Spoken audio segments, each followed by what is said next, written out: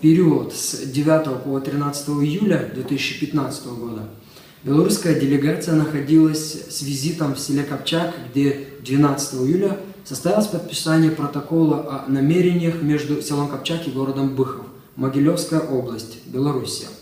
Тогда документ подписали примар села Копчак Олег Горизан и заместитель председателя Быховского райисполкома Владислав Грибанов.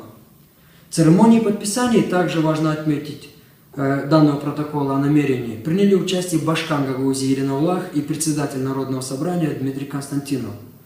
Эти документы были подписаны как раз накануне визита Башкана в Республику Беларусь, где и состоялась встреча с президентом Александром Лукашенко.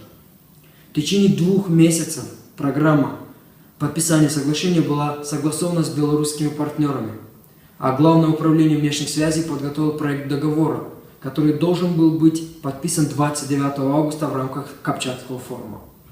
Начальник Главного управления внешних связей АТО Гагаузии Виталий Влах и примар села Копчак Олег Горизан накануне данного Копчакского форума, который прошел 29 августа, лично согласовали процедуру и формат подписания.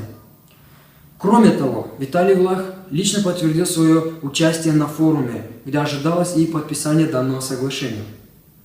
Однако, 29 августа, в день, когда начал работу наш форум, Виталий Влах перестал отвечать на звонки и проигнорировал не только подтвержденное приглашение, но и сорвал подписание очень важного документа для села Копчак. Мне бы хотелось отметить, что в этот день, 29 августа, Виталий Влах находился в селе Копчак. Таким образом, главный начальник внешних связей, нарушив все дипломатические процедуры и проявив неуважение к нашим белорусским друзьям, лично сорвал подписание соглашения между селом Копчак и городом Быхов.